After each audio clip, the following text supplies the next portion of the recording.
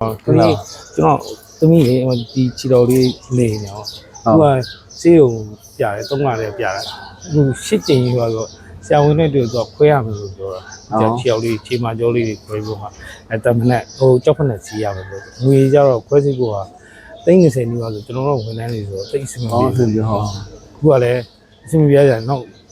3ချိန်လောက်ရှိကျွန်တော်တို့ကရက်ချင်းမသွားပြတော့အဆင်မပြေတော့ခုနှစ်10ချိန်မပြည့်သေးဘူးဗျာအခုခုနှစ်ချိန်ပဲရှိသေးစောက်ဟုတ်တယ်ပါဒီကြားလဲကျွန်တော်ကလည်းခွဲစိတ်ရမှာပေါ့နော်ခွဲစိတ်ရ30တောင်ဟာလို့ကျွန်တော်ရန်ကုန်တိဆိုင်ကဝန်ထမ်းပါတိဆိုင်ဟုတ်ကဲ့တိဆိုင်ဥယျာဉ်ကဝန်ထမ်းအခုတော့ကျွန်တော်အလုပ်နားလိုက်ရပြီကျွန်တော်နှလုံးကြောက်ဒီကျန်ခဲ့လာကျွန်တော်ဆေးုံတက်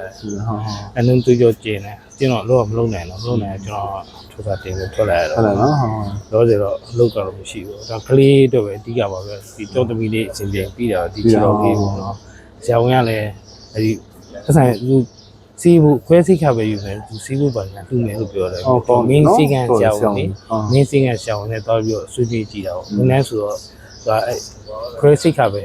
30ဝင်းကျင်ပဲကုန်မယ်တဲ့ညာသူများလေးဆိုရင်တော့30ကျော်ကိုတောင်းနေပါတော့ကျွန်တော်ဝန်ထမ်းမှုရှော့ပေးတာပါအဲ့လိုမျိုးပြောတယ်ဒါပေမဲ့ကျွန်တော်ဝန်ထမ်းဆိုတော့အခက်အခဲရှိငွေဆိုတော့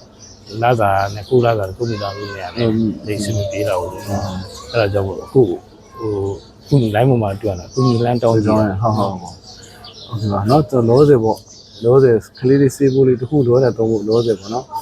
အဲ့တော့လူပဲပြီးတော့အဲ့လိုစီရတော့လေရတော့ထပ်ဖို့နော်ဟုတ်ကဲ့ပါသိန်းနဲ့1000လူပဲပေါ့နော်ဟုတ်ကဲ့ပါကျေးဇူးပါဗျာကျေးဇူးပါတော့နှစ်သိန်း1000မှာအဲ့လိုစီလေးစတော့မလို့ဟုတ်ကဲ့